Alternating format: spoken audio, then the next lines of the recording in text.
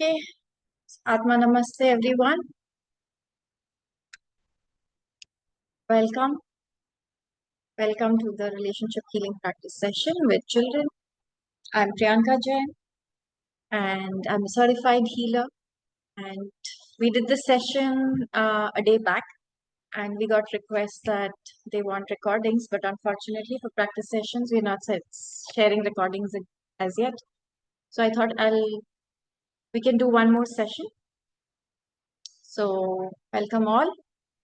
Anybody who attended the last session, the one that happened 2 days back?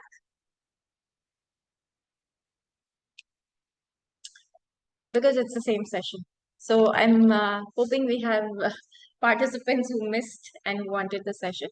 So nevertheless, let's start with an invocation. So please center yourself.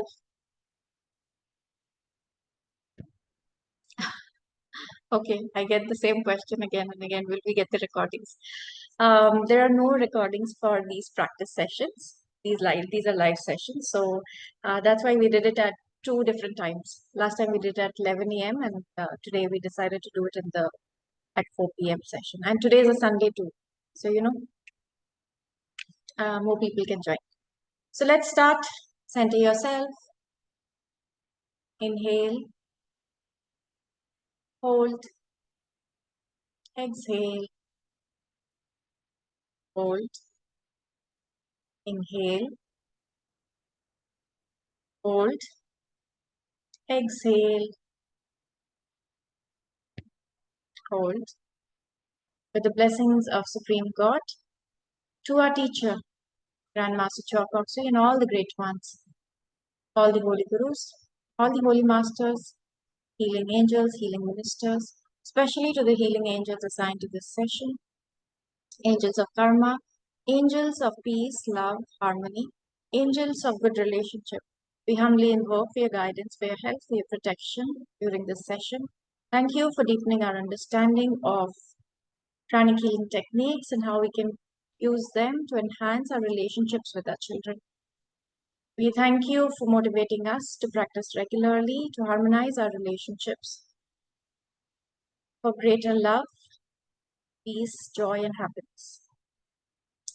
Thank you for blessing our family with good health, happiness, prosperity, abundance, and success in whatever they wish to do. Thank you for blessing them with spirituality. With thanks and in full faith, so be it.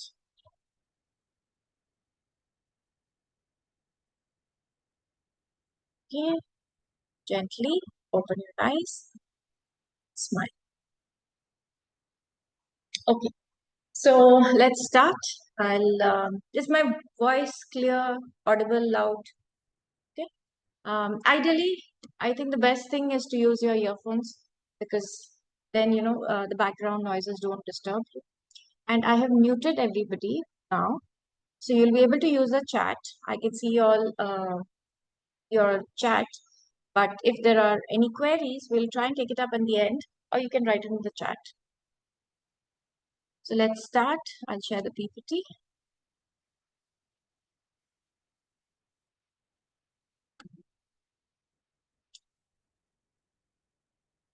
Okay, I still have the date from the last session. I forgot to change the date. Okay,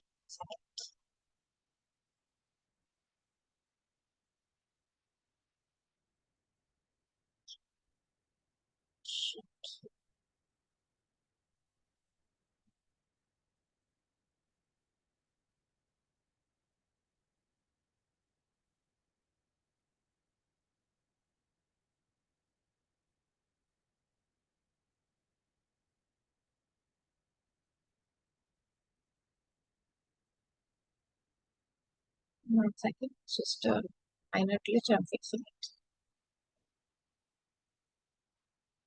Okay, I'd like to know I'm just trying to fix it.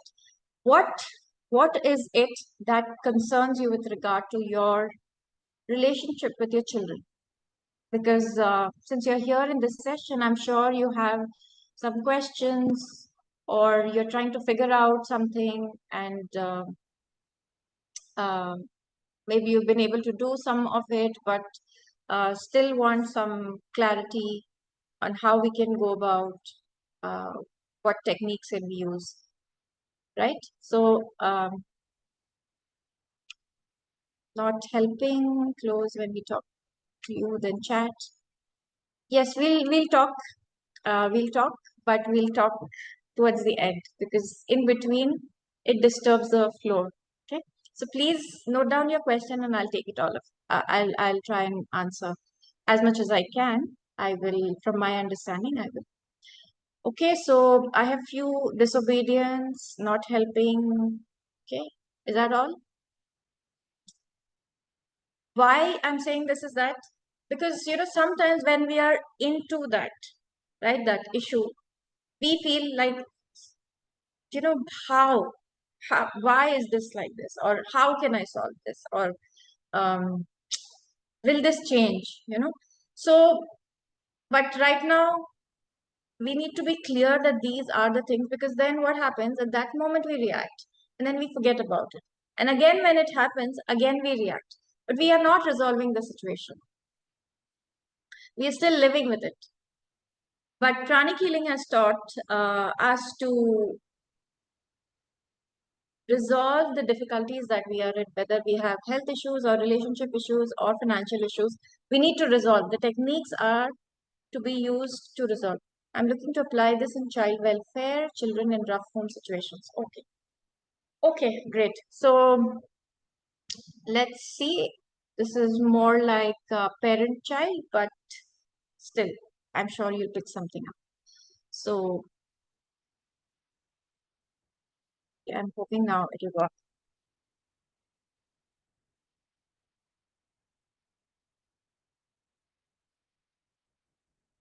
And you can see, right? Okay, so this is 5th October and not 3rd October, and relationship healing practice session for children. So this PPT I have made based on a video I went through on teachings of Paramahamsa Yogananda. Right? You all know Paramahamsa Yogananda. He is the one who's spread the teachings of through Yogada Satsang, and um, so there are a lot of uh, in existence of God Master does refer to certain teachings by his teacher, right? So but if you see, these teachers eventually they teach the same laws. So I really found the viewpoint very interesting and very good, and this is something that has been told by master as well. So let's start. Have you ever held your child close and looked into their eyes and felt something deeper than love? Was it just chance, or is there a spiritual reason behind it?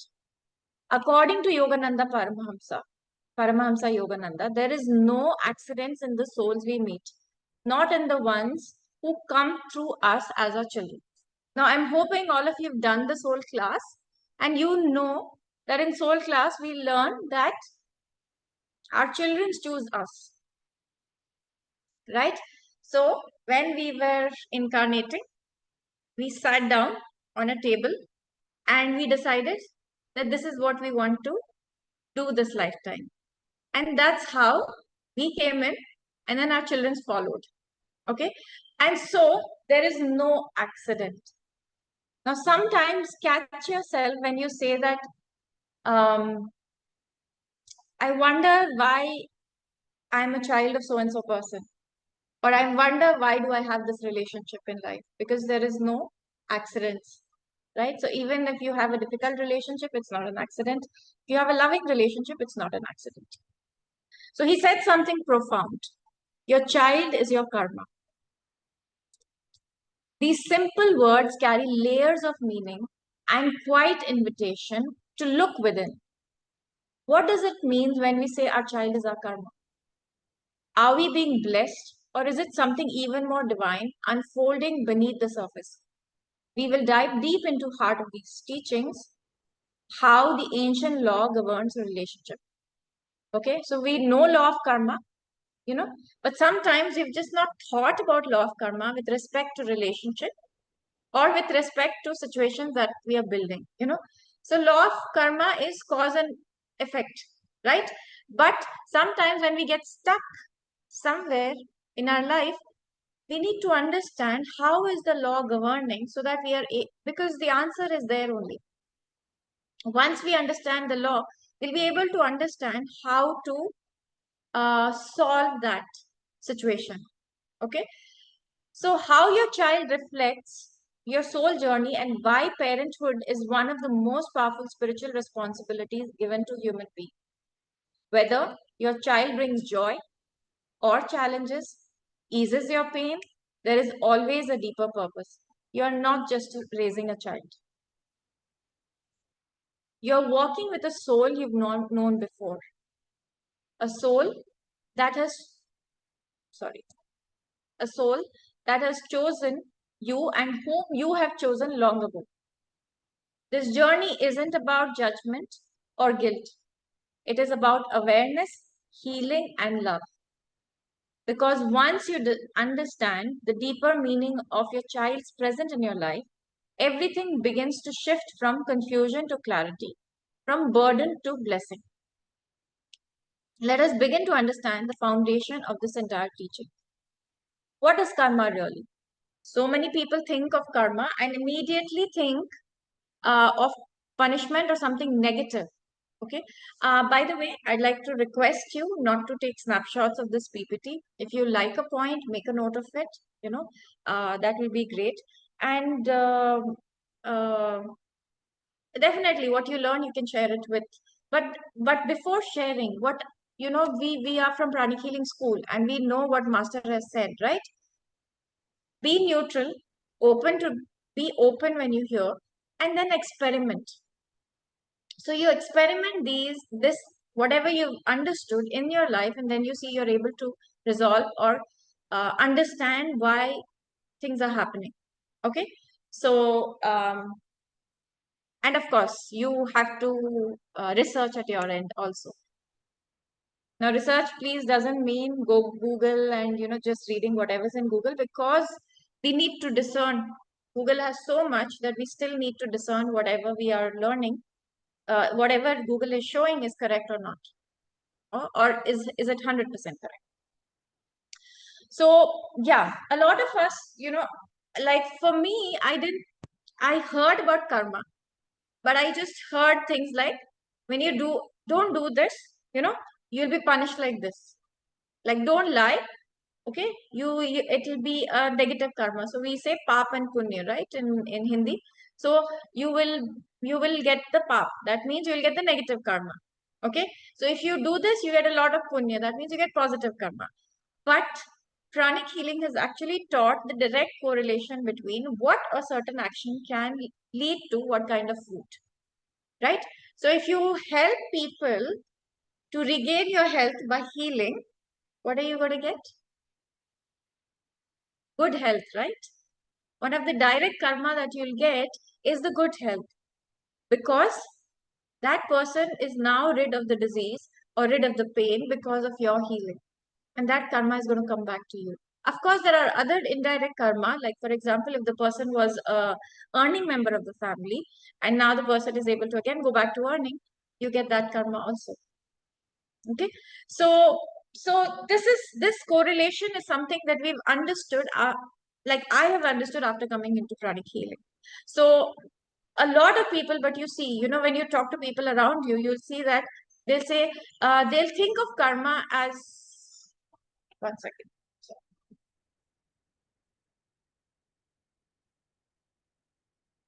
So they'll think of karma as, something negative only. Whatever is wrong that is happening in the life, they'll blame it to karma.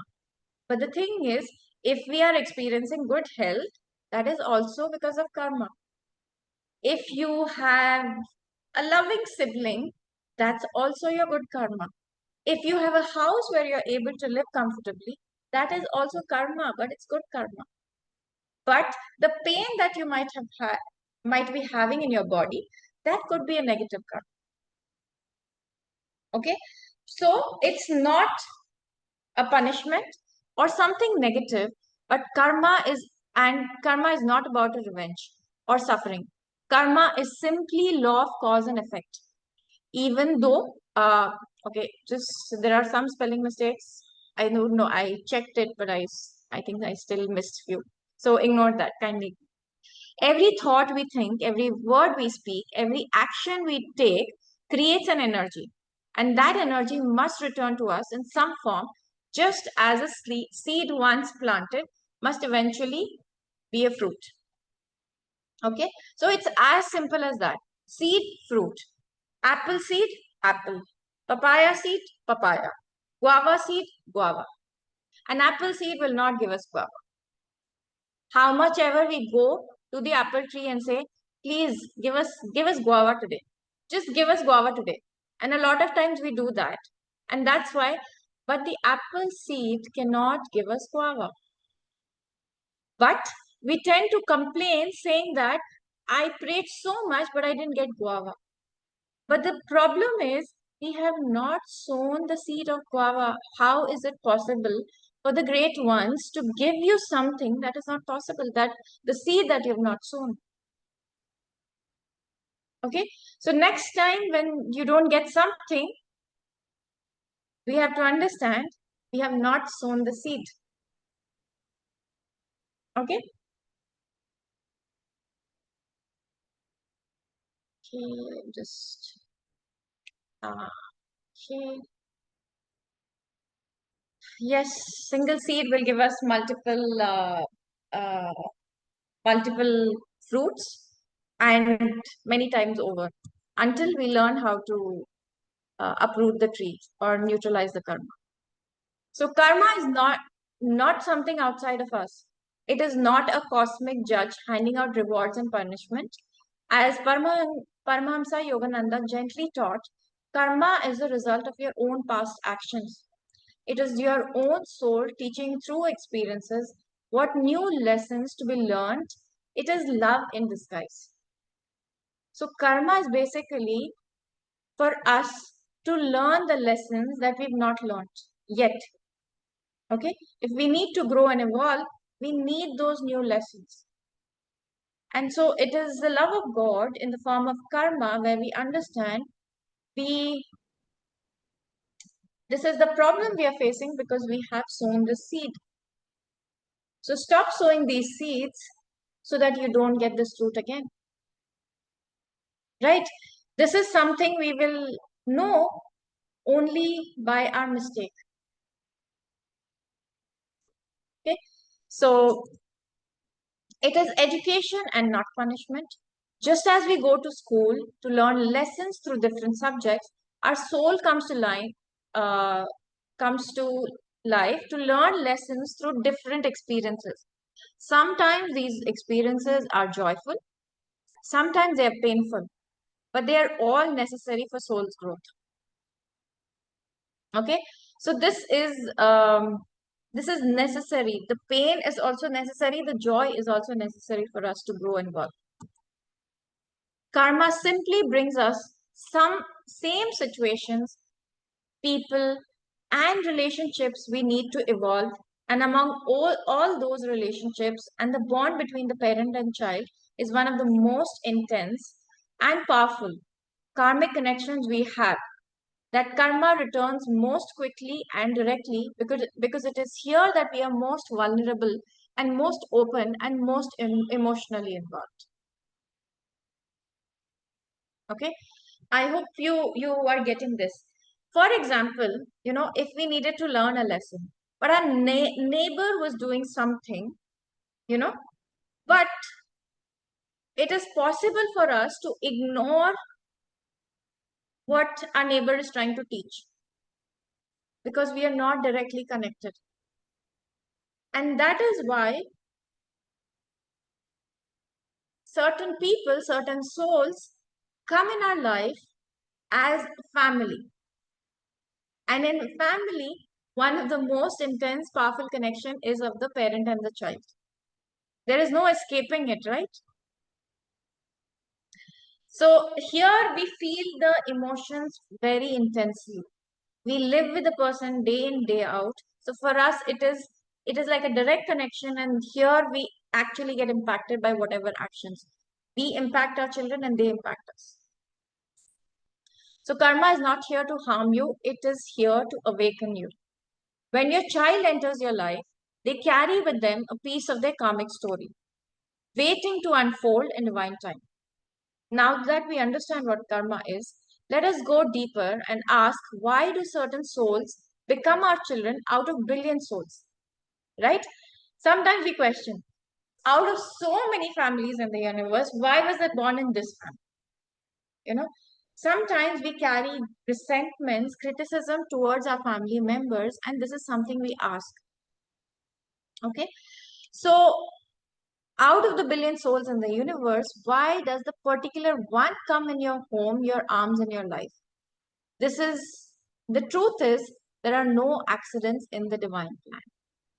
Such a relationship definitely cannot be an accident. Even a seed becoming a plant is not an accident. So this relationship, it can't be an accident. Okay. Um, I don't know if you've seen this cartoon called Boss Baby. You know, there is a factory of baby, and then they choose where is this baby, which family is the baby going to go into. So something like that. It's like they are having meeting. We've had this meeting on top, and we've decided, okay, this child, this person is going to come into my life as a child.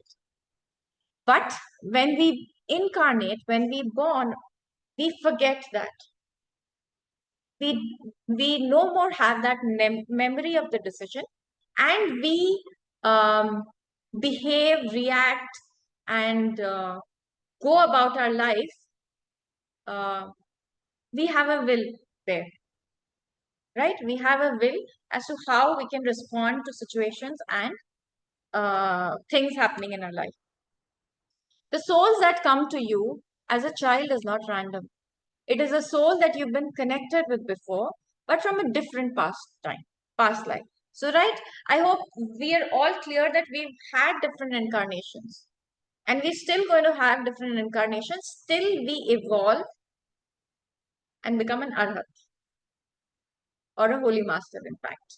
And that's when we stop incarnating.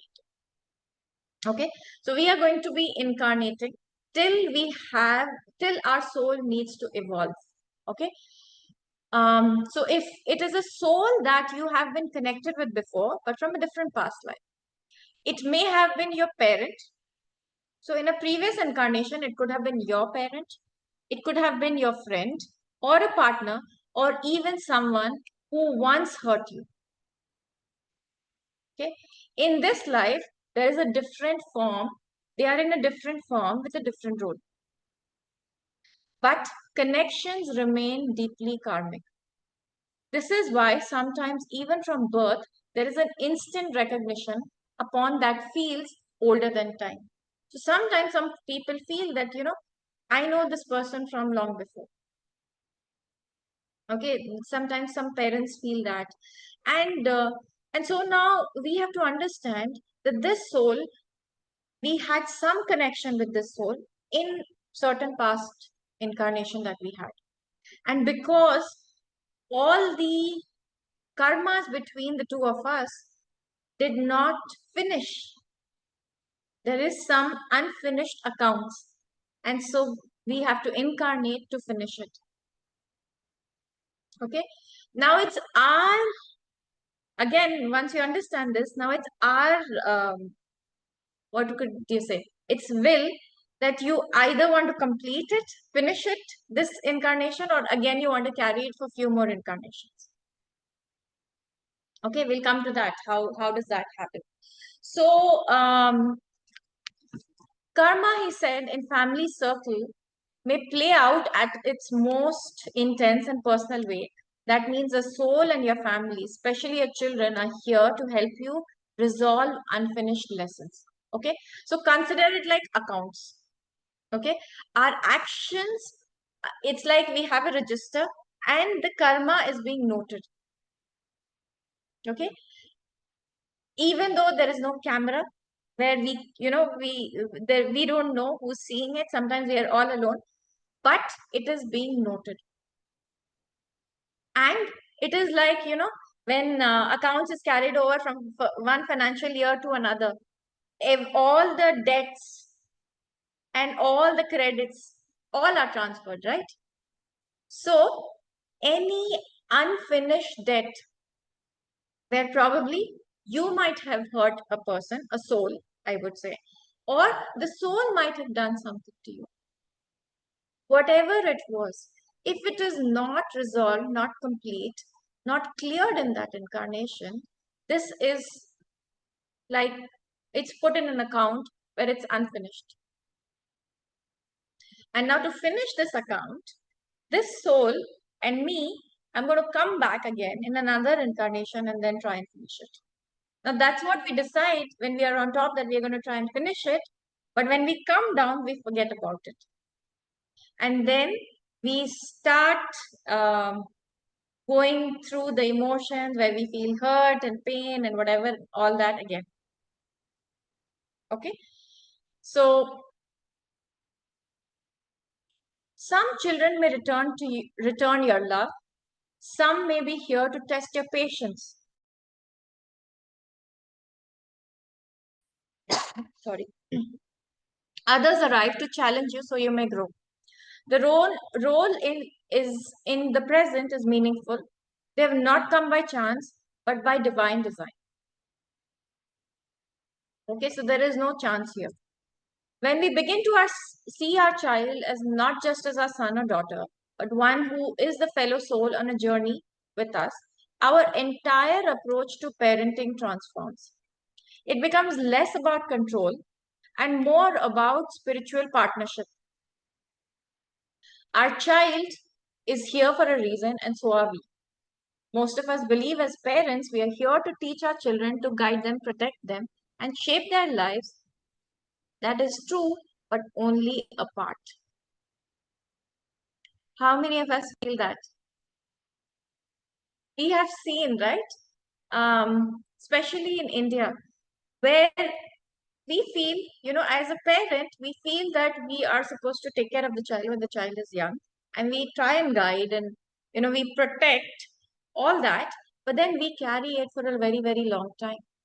Even when your child is at the age of 30, 40, we still feel that we're going to guide them.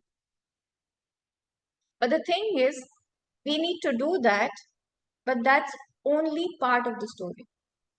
That is not something we are supposed to do the entire time.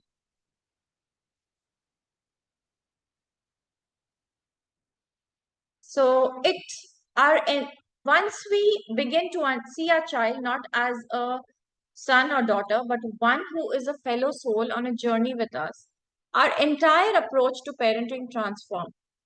It becomes less about control and more about spiritual partnership. Our child is here for a reason, and so are we.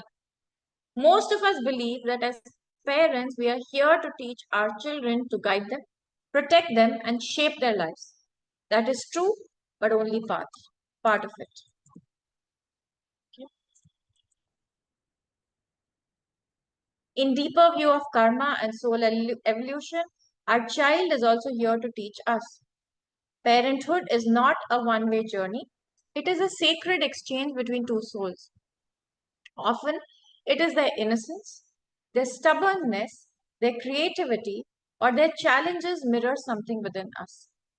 They reflect our own past actions, our inner patterns, or even our unhealed wounds. Our child becomes a mirror, helping us see parts of ourselves that needs patience, love, and transformation.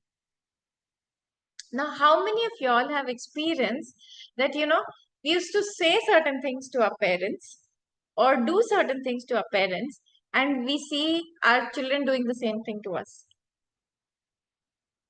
And then we say, we tell our parents or mothers that, now I understand. How did it feel? Right? So this is how it is. We forget to see the other person's point of view, and we just say things from our perspective. But when the roles change, we realize the other person's point of view as well. Now, how would that happen? That would happen when someone would show it to us, right? So the child becomes a mirror. Now, please understand this, that if the child is mirror, we are also transferring things to them, right? We are connected to them. Now, just like as a family, if say your husband had a viral, it is possible that you or your child can get viral fever, right? That is transferable. Now, do you think behaviors and attitudes are not transferable? Okay. So if you are at work and you are getting stressed, your job is very stressful, what do you think you're transferring to your child? Now, if you have a tendency to get angry and irritated with people, when the child gets angry and irritated with you, it is a mirror that the child is showing that there is this energy, right? Because we question why, I don't know why my child is so cranky and irritated these days. He doesn't even reply properly. Okay. So the next time you use a word for your child, check if you have that within you. Now it's possible that it may not be from you. It could be also possible it's from your husband. But again, pranic healing has taught us I can't change my husband, but I can change myself. So it starts from us. Okay. So now you understand. Now you start seeing that, oh, my child is here and he or she is showing me that this is there. I need to change this. Earlier, what we were doing? Oh, my child is very irritable. He needs to learn more patience. Now, do you realize who needs to learn more patience? Okay. So it starts with us. First thing, it starts with us. So in this way, they are our guide just as much you are theirs. So Yogananda ji reminded us beautifully. You do not own your child. I think this is something we need to write on mirrors in our house, that you do not own your child. Because a lot of time when we speak, you know, we say things like, my child. Okay. When we are saying that, automatically in heart of my heart, I'm believing that he's my child. And because of this attachment, this extreme attachment, we feel a lot of pain. And because of this attachment, we find it difficult to let go of certain things. Or sometimes when they're growing up and they're becoming more independent, we still feel attached that, no, no, no, how come they are not, you know, paying attention to us or valuing our opinions? It's because of this feeling of attachment that we have. You are only a guardian for time, guide them, but let them walk their path. This means that you're not here to control their destiny, but to support it.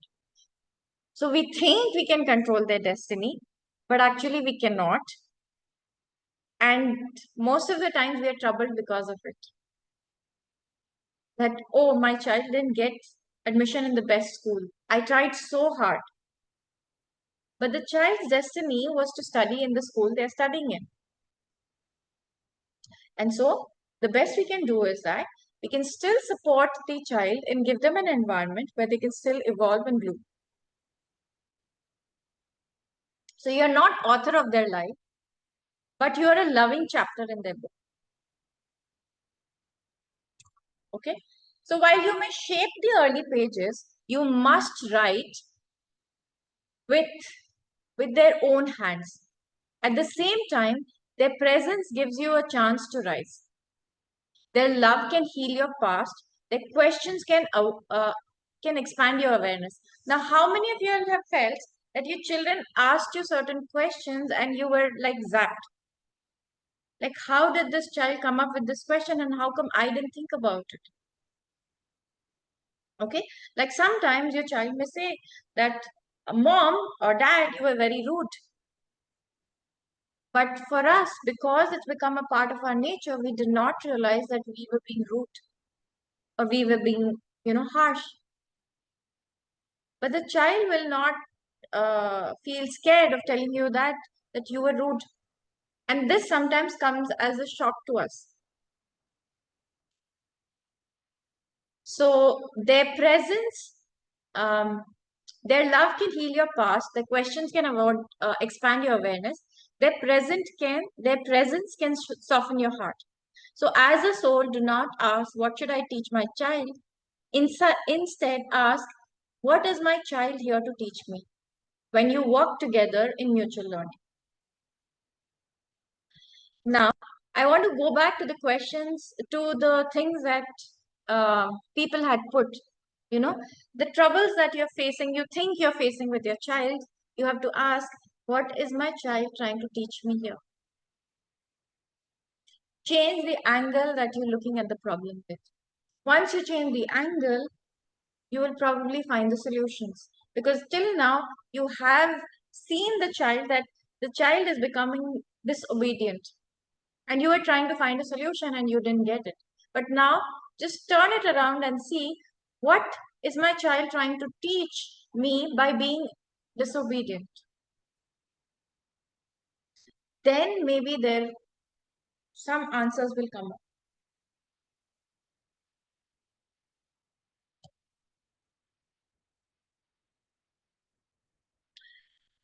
Karma begins to lift and parenting becomes a path to spiritual awakening for both of you.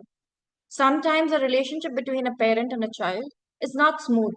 There may be friction, misunderstanding, or deep emotional pain. In such moment, you may ask, why is this happening? Why is this so difficult? The answer often lies in karmic cycles carried over from past lives.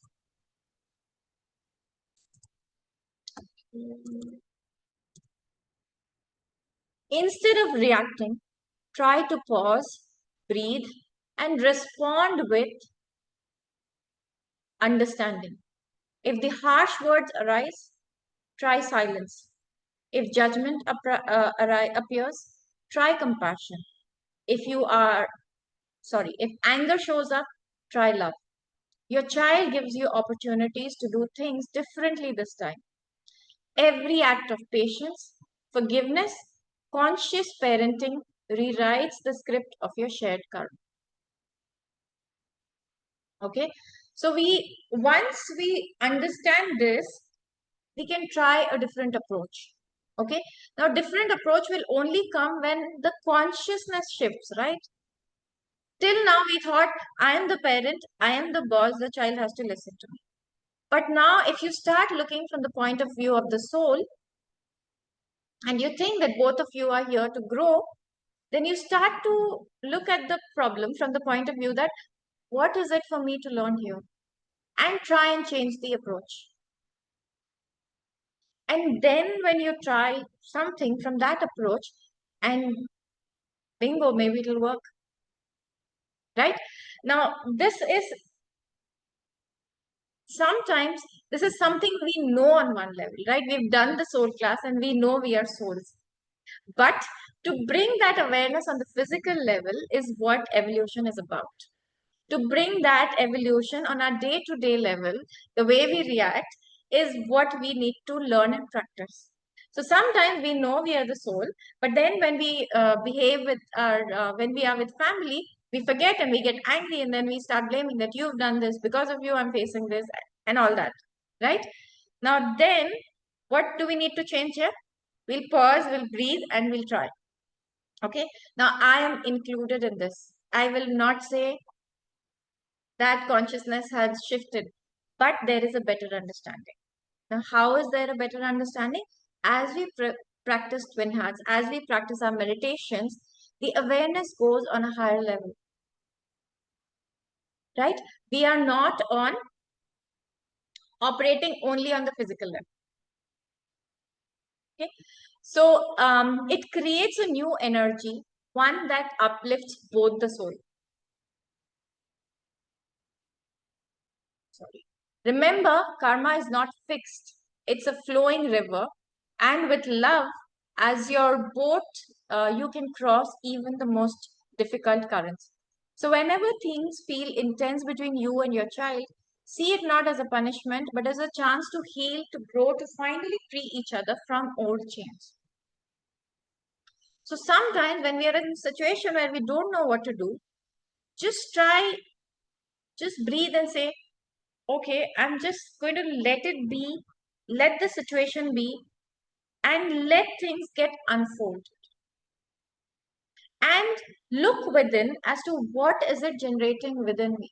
Now, if it is generating fear in you, don't we have the pranic healing technique to remove the fear? Instead of being in that fear and anxious mode, can we remove it and become more calm? If we are feeling hurt, don't we have the technique to heal that also?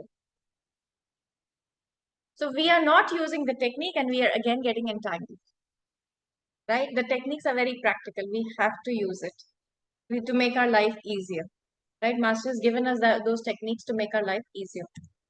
So this is the silent miracle of karma transformed by love. There are times when a child is born with special needs, a chronic illness, or deep sensitivities that sets them apart from others. So we know, right? There are children maybe with ADHD, ADD, mental retardation, or some other form of psychological mental illness, or even with diseases like cancer at a very young age, or blood sugar at a very young age, where they need constant care, or maybe some other like gluten allergy. The parent has to be very careful that even something like an allergy, the parent has to be careful. So that requires more attention. And if the child is like something like maybe cancer, the child needs constant care, and then you get pained because you see your child in so much pain and discomfort. As a parent, this can be incredibly challenging and emotional. And you may ask, why did this happen to my child? Why me? But from a spiritual perspective, this situation is not a punishment. It is often a sign of higher karmic role chosen by both souls before birth. Now, I know this is easier to read. Even for me, when I read it, I understand this. But in that situation, sometimes we are not able to think this practically. But we need to grow and we need to evolve, because that situation, for example, if the child is born with some kind of say autism, even a mild one, at that point of time we get very hassled by it. Just a minute.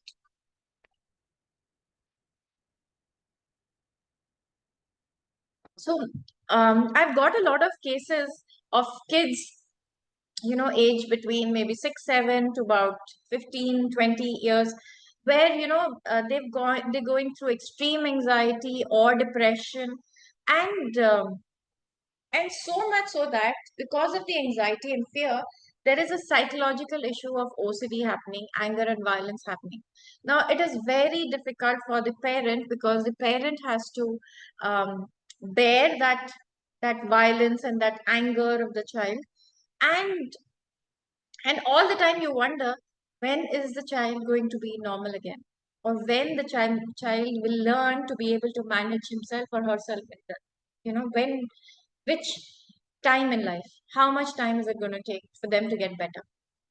Now this is something that could be temporary, maybe for a year, maybe for 2 years, but still it it really shakes us up. So now we need to understand that this is a higher karmic role chosen by both the souls. Though that soul chose the difficult path, such as being born with a disability, they are often advanced souls seeking rapid spiritual development. They chose the path not because of a weakness, but with great courage and inner strength. So those people in which they have this life where there is a lot of physical discomfort, lot of emotional issues, the soul chose the life to work out a lot of karma together in one incarnation. And that is only possible when there is a lot of strength and courage in the soul, right? Without the strength and courage, you can't go through such a life. We see people committing suicide. Now, suicide is a sign of courage or weakness. In fact, it is said that it is like a crime, because you have been given an incarnation to grow and evolve. When you take your life, it's actually a sin. Okay, so even master says that. So that's a difficult life, and that requires a lot of inner strength, and the parents who take care of them are also very special souls chosen to walk the sacred journey together. You can understand you're serving not a burden but a blessing in disguise. A master soul who has come to awaken your heart in these cases.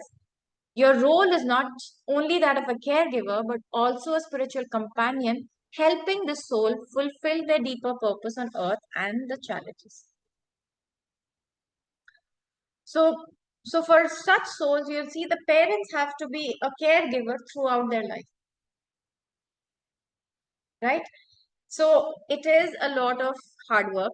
It is a lot of emotional courage and strength which is required from their end, and a lot of mental effort and the will to be able to continue the journey, right? There could be people, sometimes there could be people who abandon their child. Once they understand that the child has this special requirement, they may abandon the child. We know of such cases as well. But the thing is, do you think the abandoning is going to work out the karma? No, now the karma is going to come back in the next incarnation with a greater force. Until we negate and neutralize the karma, it's not going to get nullified on its own. So we may try to escape, but it's not going to get over. And do you think these could be the souls who are trying to have child, but they have fertility issues? Because when they were given an opportunity to be a parent and take care of a child, they chose not to. And now, when they want that, it is not available. That is the karma, right? You have to feel how is it to kind of maybe desire something but then not get it, or basically whatever you don't value, it is taken away from you. Remember, master says this: anything that you don't value will be taken away from. So you face, sorry, you may feel heavy at times, but they are filled with opportunities for unconditional love, patience, humility, and grace. So if you see, even normally also the parent and child relationship requires a lot of love. Initially you are very patient. You do everything for the child, from bathing to changing the diapers to feeding to sleeping, again taking care, routine.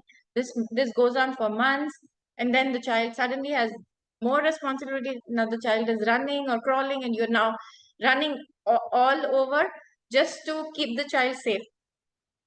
So it requires patience, humility, and grace, right?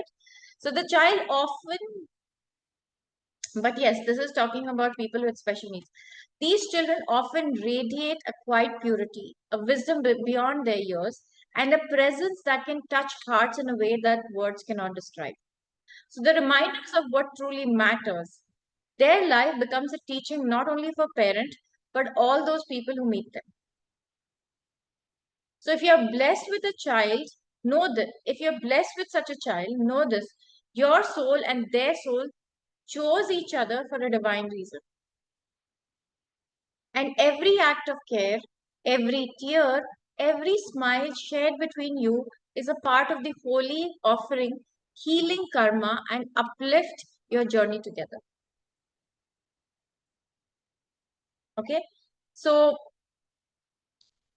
all this experiences as a parent and child we need to go through to be able to uplift this journey.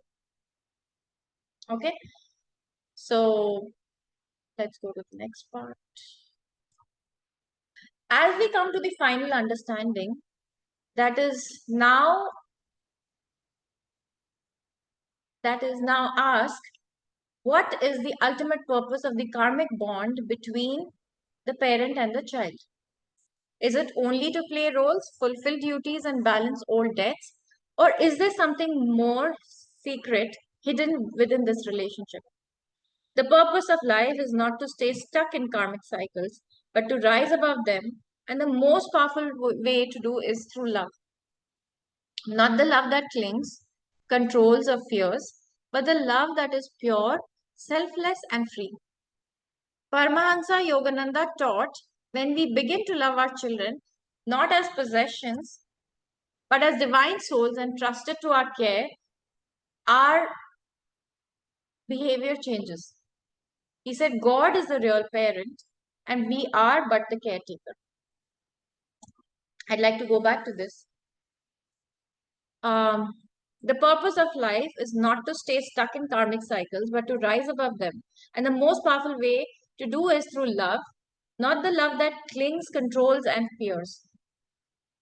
Now, if you see, most of us, when we see our children's life, we react from the point, from the center of fear. We react from the center of control.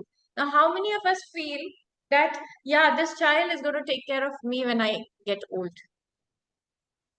Now, this is something that we heard from our parents, and knowingly, unknowingly, we are doing the same thing. But actually, we are souls who are meant to walk together. And and a lot of times the pain is because the parent is child is trying to cling to the child. The parent feel helpless. For them, they feel, oh, if the child doesn't take care of me, how am I going to take care of myself when I'm old? Or who is going to take care of me when I'm old? Okay. But that is not what parenting is supposed to be about. It is supposed to be more selfless and where we become a guide, but we also learn our lessons and evolve.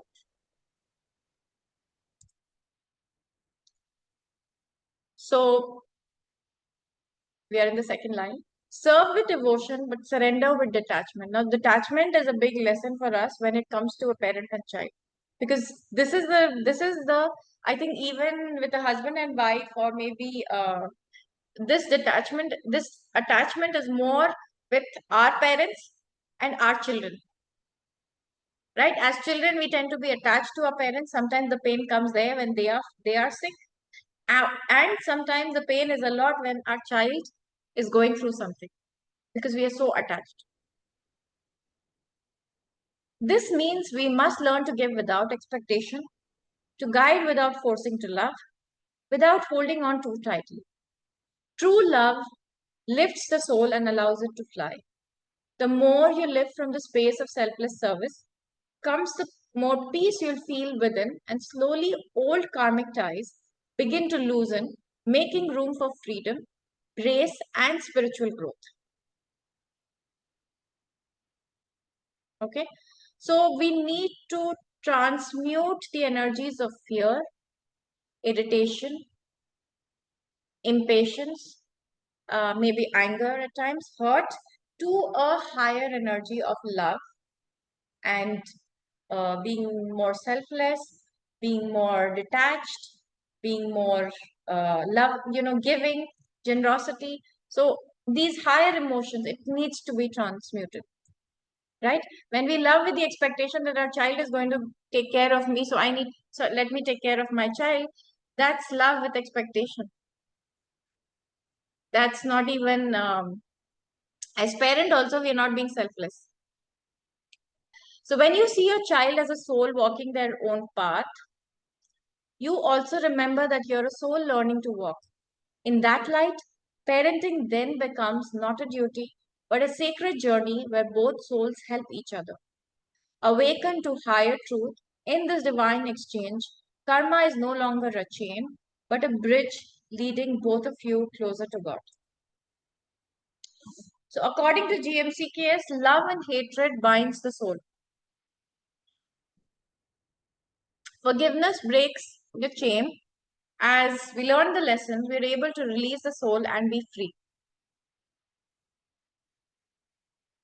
How many of y'all have practiced forgiveness regularly with your children?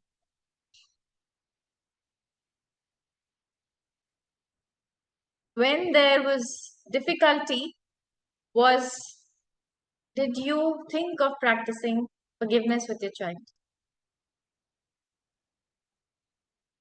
Million dollar question. So I have three children too, and once initially I started practicing forgiveness, I realized that um, as parents, as mothers, sometimes we feel very guilty that, oh, I didn't provide this, or I was not there for my child when, the child was hungry. I came late from so and so place, or my child is sick and I'm not available the whole time. Sometimes working mom, feel that my child is sick and I'm not able to take care of my child. I even missed one of the vaccination. Fortunately, it was not an important vaccination, but I felt guilty that how could I miss the vaccination? So, but the thing is, when you carry guilt, when you carry anger and criticism, and you start blaming yourself that you are not a good parent, or sometimes this you get hurt so much when the child says something. How are you going to release it? And for whatever reason, if the child starts to distance themselves from you because we were trying to control, or we were trying to pry in their lives, as they felt at that point of time, and they started distancing ourselves, how will we bridge that gap? How will we again start infusing love into it? Right? So let's come to the technique and we'll do a little bit of practice also. So techniques, of course, the pranic healing techniques. There are other techniques also, but the main technique that we should be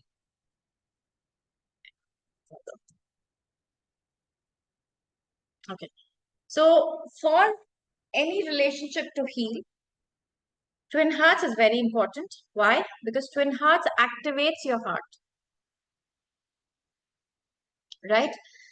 If your heart is not going to be activated, how are you going to be able to let go of hurt? How are you going to be able to let go of the resentment that you feel? For example, your child is 30-year old and you are resenting your child for not giving you enough time, or for saying certain things, or for being rude, or for probably, you ask them to do something and then didn't do it, and you're holding some resentment towards them. Until the heart is activated, it won't be easy to let go. So twin hearts as base needs to be done. The second is psychotherapy. So for example, right, we in the previous few slides, like let me go back.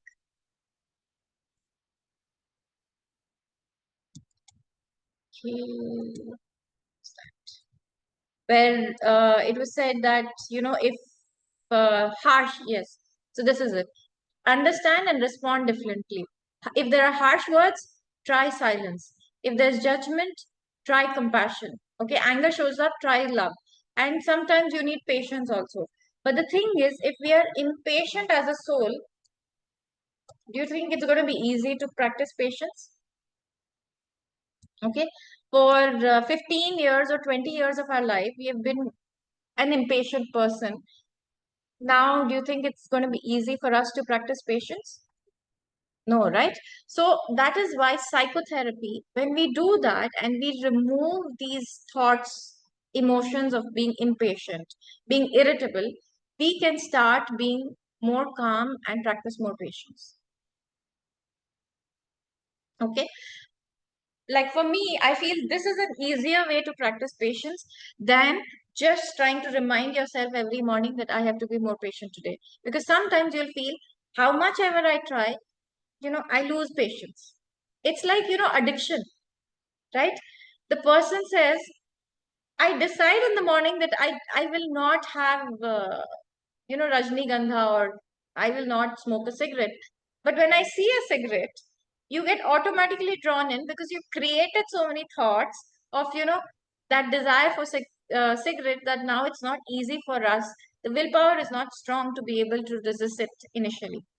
So psychotherapy healing, if you're not healing yourself, you have to heal yourself. Okay. And last but not the least is forgiveness. There are other techniques as well, which I will, mention, but these are the core. Twin hearts, psychotherapy, heal yourself regularly, and forgiveness. Okay. Now I am saying heal yourself. You can heal the child also. In relationship healing, you can heal the child also. But will healing only a child work when you're trying to resolve a relationship issue between the two of you? That may not work. Okay. So this is why I'm saying heal yourself. And we will now go into the healing and we'll experience uh, this together. Okay. So which emotion would you like to heal? Last time I healed impatience. Now, would you like to heal irritation? Irritation is a very, irritation is supposed to be a very, an energy that can really disturb your nervous system and make you highly strung. So, that is for us, we easily say that, I am very irritated, or, I feel so irritated. But actually, if we feel more and more irritated, it can affect our nervous system and we can be feeling very strung up. So, and imagine that, we have a child and we are irritated most of the time. What are we transferring to the child? The irritation. Okay. So, I hope you have your I'm sorry, my team didn't put a reminder, but I hope you have a healing bowl. I can give you 2 minutes if you want to quickly get a healing bowl, and it'll be great if you can come online so that I can see you all. You're able to catch up with the speed, and we are healing time. Or if there is any query also. So first, please scan your inner aura. Scan your inner aura on all three levels. Now scan your back heart chakra. Scan your front heart. Scan the energy level of your front heart. Scan the activation level of your front heart. Scan the back heart. Scan for the energy of irritation in your back heart. Scan activation level. Scan for the energy of irritation in your solar plexus, front solar plexus. Scan activation level. Scan for the energy of irritation in your back solar plexus. Scan activation level. Scan the energy of irritation in your throat. Scan the activation level. Scan the energy of irritation in your ajna. Scan the activation level. Scan the energy of irritation in your crown.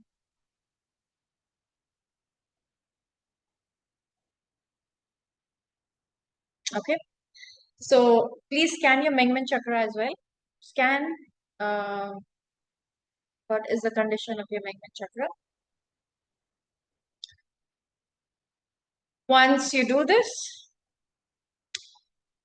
just disconnect and say, I isolate myself from the aura of my child. Okay. Now, if you have two children, take one child. We'll be scanning one child right now. We have that much time only. Please scan your other child after the session. So scan your child's inner aura.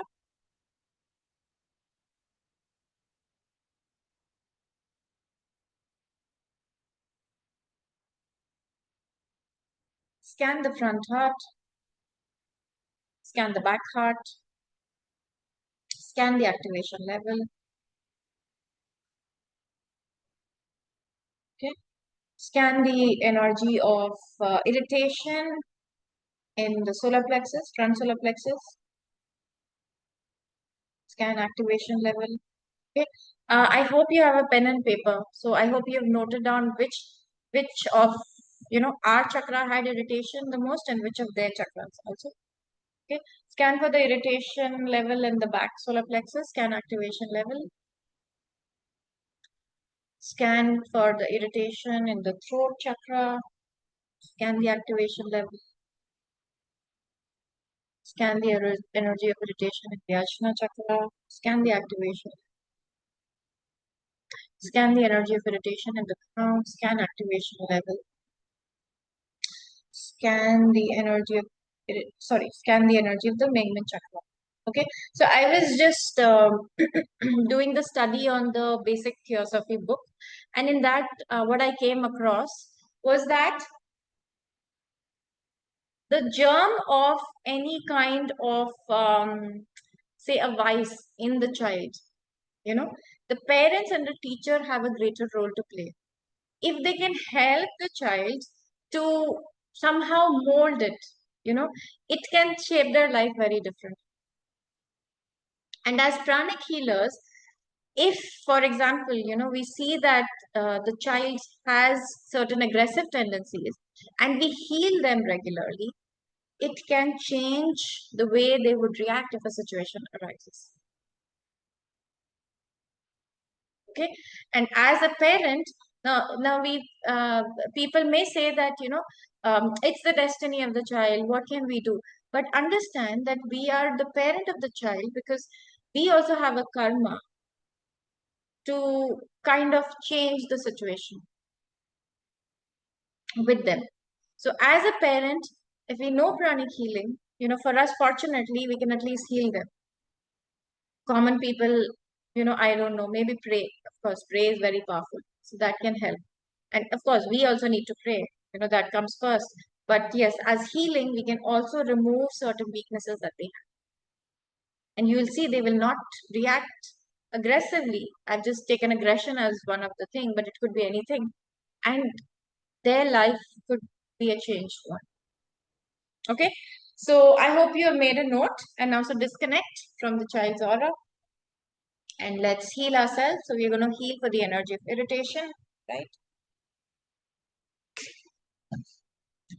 So let's energize. Focus on your crown. Bring down electric violet. And as we pray, project electric violet in the solar plexus chakra, in your solar plexus chakra. Say with the blessings of God and all the great ones and our teacher, Grandmaster Choakoxi, all the healing angels, we invoke for your help to disintegrate negative thoughts, all the negative emotions, all the elementals of irritation in my heart. That all of these energies that affect me, that make me react, that is affecting my nervous system, a lot of these energies be disintegrated, disintegrated, disintegrated. Now we've already prayed, right, when we started the session for the healing, but I just include the prayer when we start the healing again, just to kind of reinforce it. Okay, let's do it in the back solar plexus as well. Project electric violet in the back solar plexus, disintegrating the negative thoughts, negative emotions, all the negative elementals that trigger any tendencies of irritation in my chakras, in my organs, in my aura. That all of these energies that sometimes that affects the way I behave and react in situations be disintegrated from disintegrate, disintegrate, disintegrate. Okay, flick. And now say all negative unauthorized thoughts connected to my aura be disconnected. Say back. Okay. Now let's do general sweeping. Now as you do general sweeping, visualize your hands, or if you're using crystal, visualize this energy penetrating deep into your aura and your physical body and removing the negative thoughts, emotions from your aura deeply. Okay? And you're using electric violet. Right? So, thank you, God. This energy of meditation. Thank you for strengthening my health rays, straightening my health rays.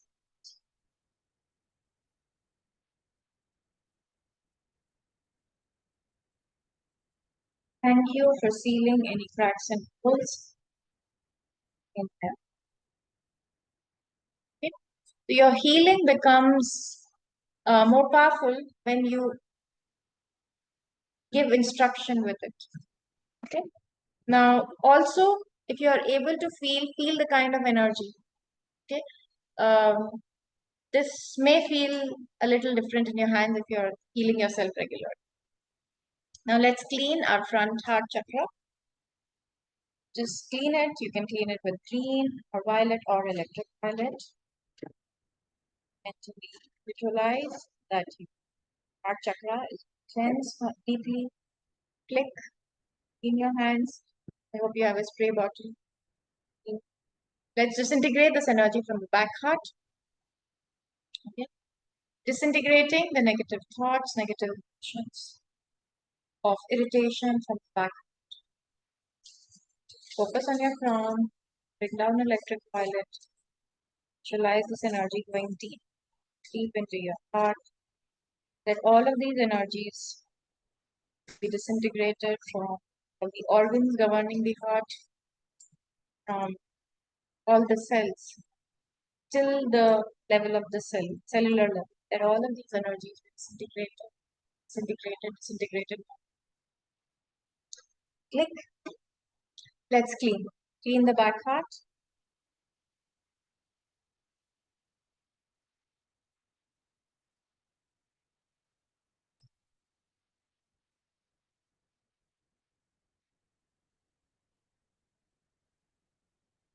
Now let's energize. Disintegrating the negative thoughts, negative emotions of irritation. Thank you for blessing me with energies of love, peace, happiness, stability.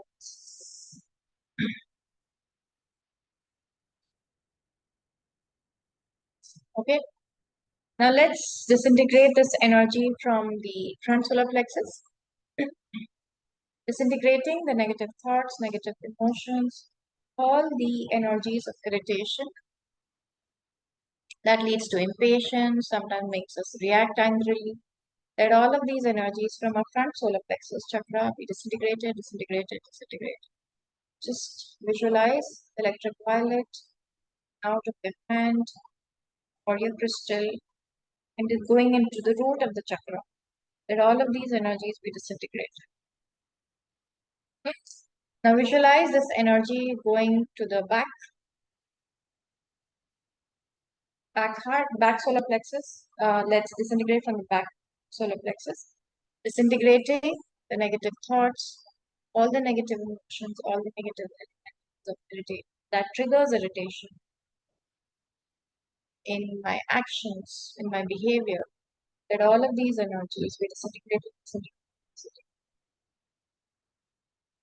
Thank you, God, for disintegrating this energy from my solar plexus chakra completely, fully, clean.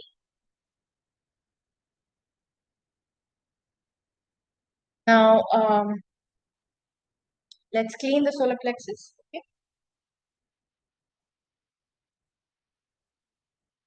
So, will that all the disease, dirty energy, all the emotions, elementals triggering the emotion is being extracted fully from the front solar plexus. Let's energize the front solar plexus. Okay, we're doing one set only because we have that much time only. Let's energize. Thank you, God, for disintegrating any remaining energies of irritation. Thank you for blessing me with calmness, peace. Thank you for the healing. Thank you for your divine stabilize. You can also scan and check if it's overactivated, you need to inhibit it. Okay? Let's clean the back solar plexus. Thank you, God, for bringing this energy deep in the solar plexus chakra.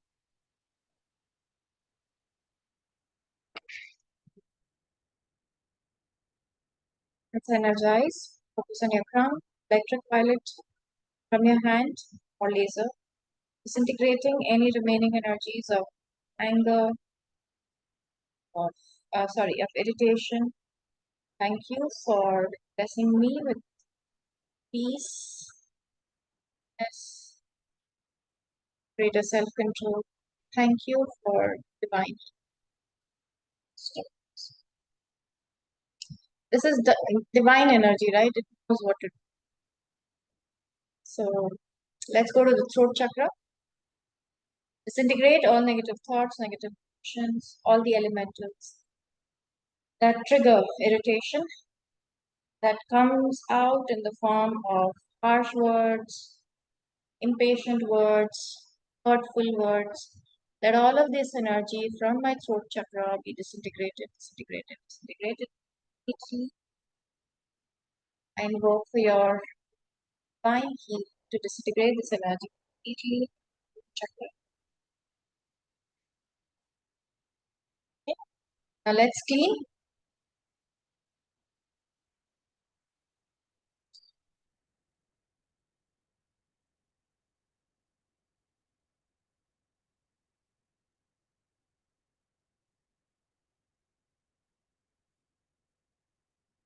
Let's energize. Electric violet. Thank you, God, for disintegrating any remaining energies of irritation in my throat chakra. Thank you for energizing it with uh, your soothing energies. Thank you for the divine step.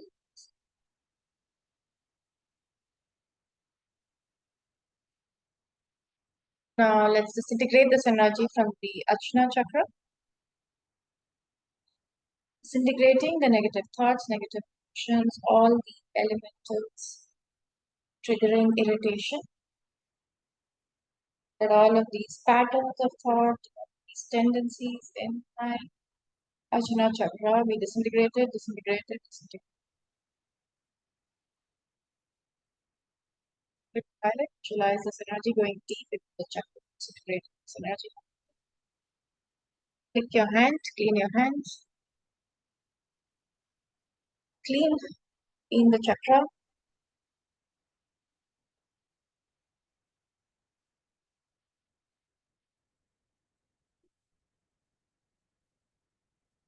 Let's energize. Electric violet. Thank you, God, for disintegrating any remaining energies of meditation. Thank you for soothing, healing energies. Thank you, energy of patience, greater control, greater willpower to practice the patience. Stabilize. Right? In your hand, it's free. Let's disintegrate this energy from the crown. Disintegrate, disintegrate, disintegrate all the negative thoughts, negative emotions, all the elements trigger irritation, all the emotions, thoughts of irritation that I've created, disintegrated, clean,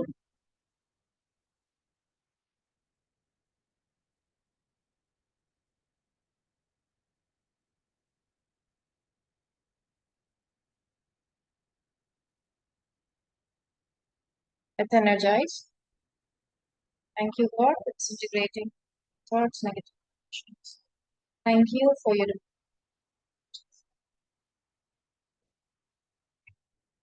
giving us an understanding and ability to practice greater patience. Steps.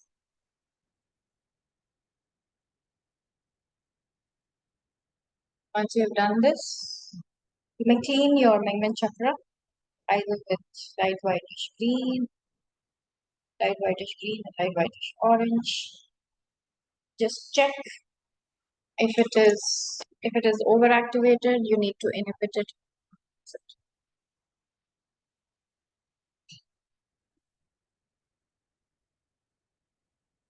Once you're done, kindly scan your inner aura again, please.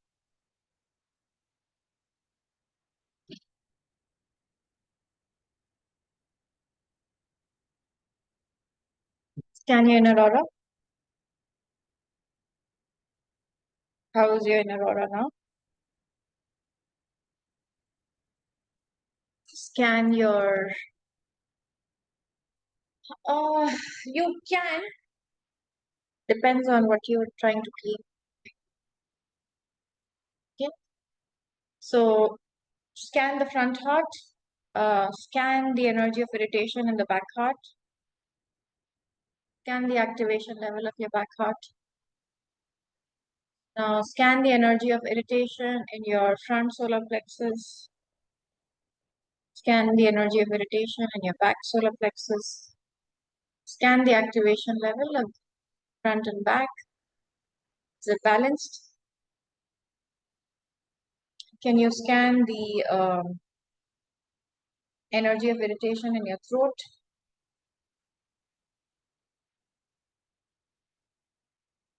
Scan the activation level of your throat. Scan the energy of irritation in your ajna. Scan activation level of ajna. Scan the energy of irritation in your crown. Scan activation. So what is the level of irritation that you find?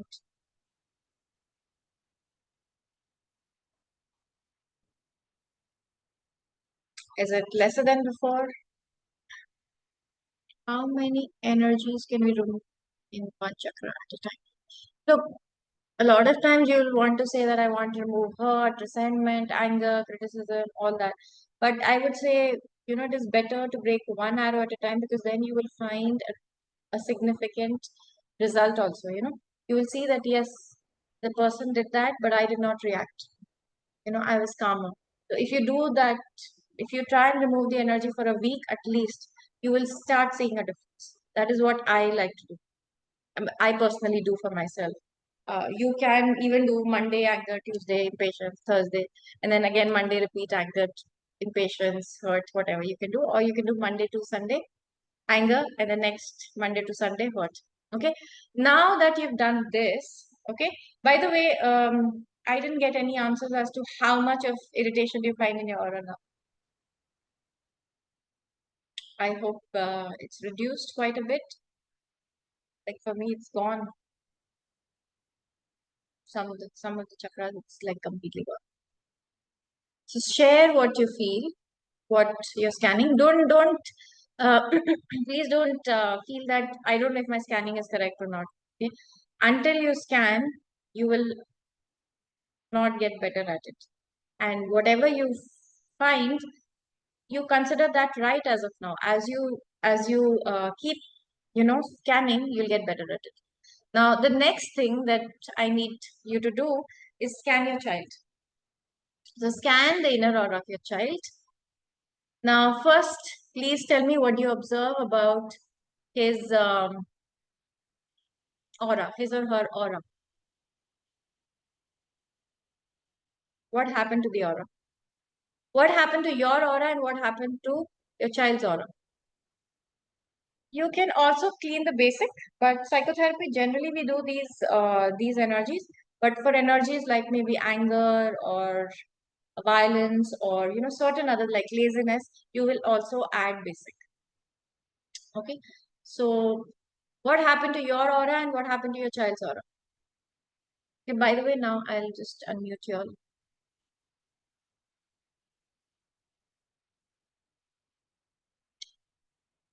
Any difference you observed in your aura and your child's aura from the first scanning that you took?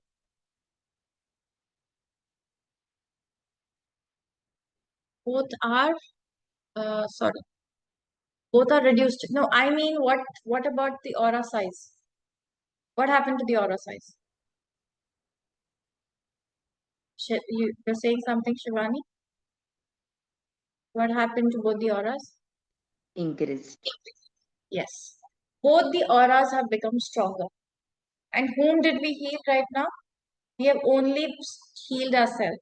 Now, what about the energy of irritation in your child's scan, the solar plexus, front and back? What happened to the irritation level? Scan the energy of irritation in the throat, in ajna, in crown, the back heart. What happened from before? Reduced. I'm trying to lip read. Okay, right? And did we heal them? No. Right now, we've done only one part. We've healed only ourselves. So please understand, in any relationship healing, the first and foremost is us.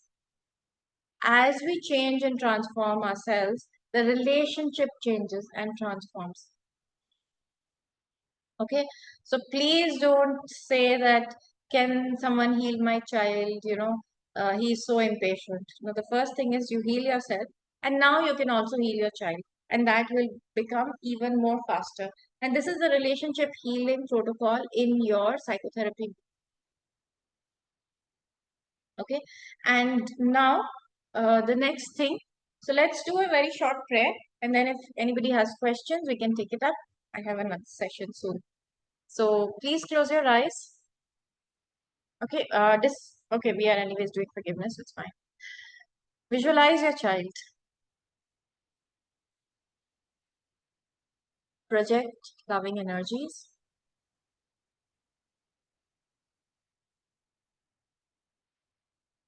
and say, Atma Namaste.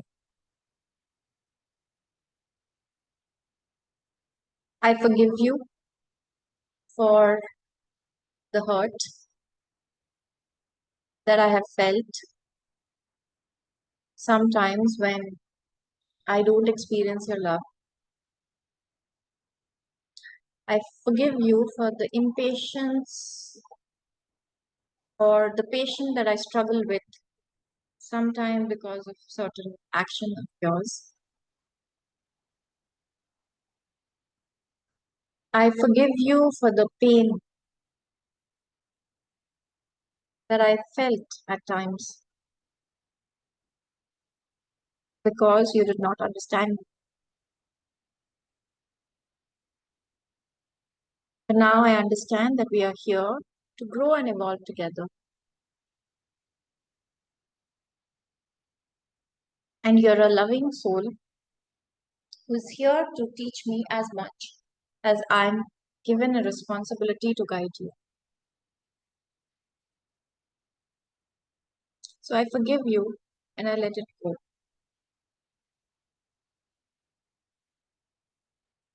May God bless us both with peace and happiness. And I thank God for all the lessons that I've learned with you in my life. Atma Namaste. Also, I ask you to please forgive me. I ask you to forgive me when I failed as a parent, when I was unwise, critical, or harsh. God, please heal any hurt that my action may have caused my child.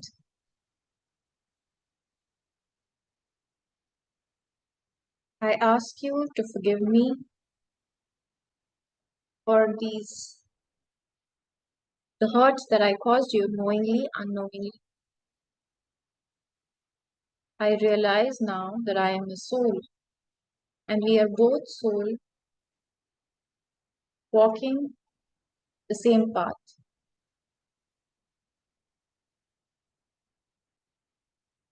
Please forgive me. May God neutralize our negative karma. May we grow, evolve, and learn whatever that is needed to be learned. May God's peace and blessings be with you. May God's peace and blessings be with you. Project pink light and fill the aura of your child with this pink radiating from your heart, enveloping your child. And from your crown, project gold. Submerge your child with this gold as well. Visualize both of you smiling, talking to each other, maybe hugging. Visualize a joyful time, and that visualize that there is love. It's easy to communicate. There is a comfort, a space, and a bond that is experienced by only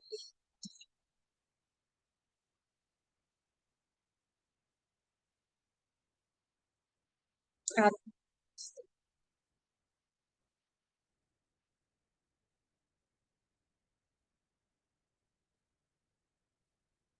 Gently, your eyes, smile, and just disconnect.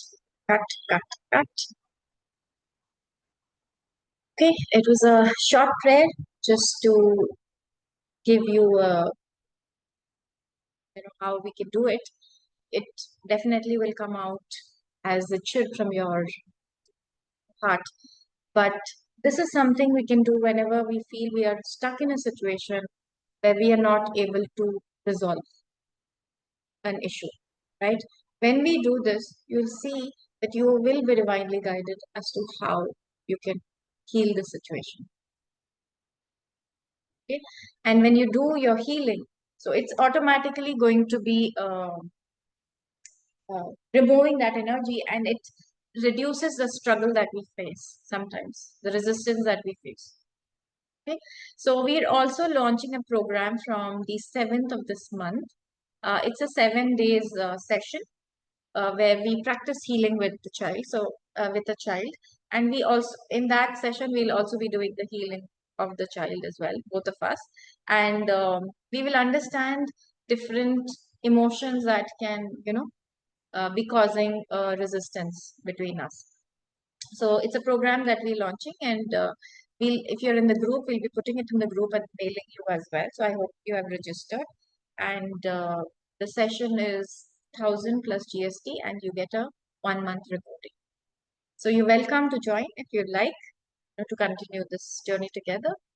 And uh, that being said, if you have any queries, it's open now. You're allowed to unmute yourself. So you can either raise your hand or just unmute yourself. And if you have any queries, yes, please unmute yourself, Neetu.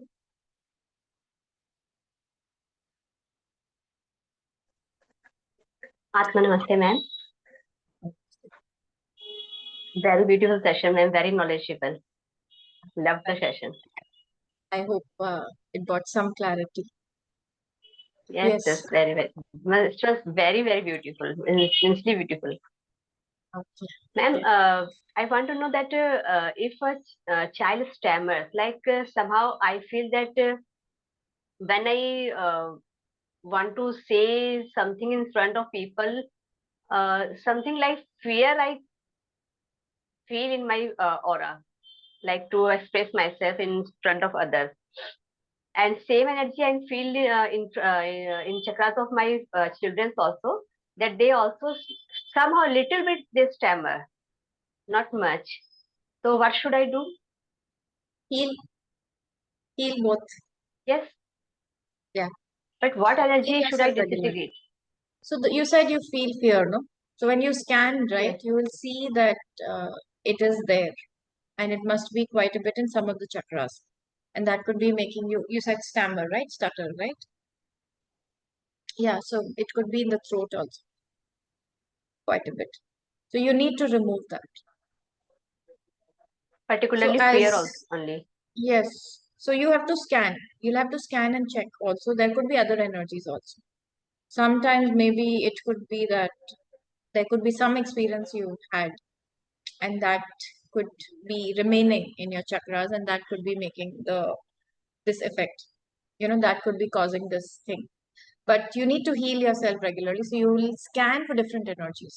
Scan for energies of hurt, scan for energy of any trauma, scan for energy of fear, scan for energy of anxiety. Scan these energies. There can be a lot of other energies, and that is what we are going to be exploring in that session. But what I'm saying personally, that is what you can do. Okay, ma'am. Thank you. Yeah. So, giving you an example, I saw that my younger child was actually quite fearful, and I actually went through I had some experiences where I was very anxious, and so unknowingly I transfer that to my child because I feel he's very anxious. For small little things, he gets anxious. So I am like healing myself regularly for that because if there are any seeds, also I'm healing him because obviously I feel it was transferred definitely during. Of course, he is a soul who might be having those energies already, but we still need to change this energy. So healing is one of the ways. And then you need to bless Okay. the child with the opposite quality or the quality that you want. So visualize them being strong, confident, courageous, standing in front of people, talking fluently. You need to do that visualization. Okay. Thank you. I also do that Thank you, ma'am. visualization for yourself as well. Thank you, ma'am. Anyone else has any questions?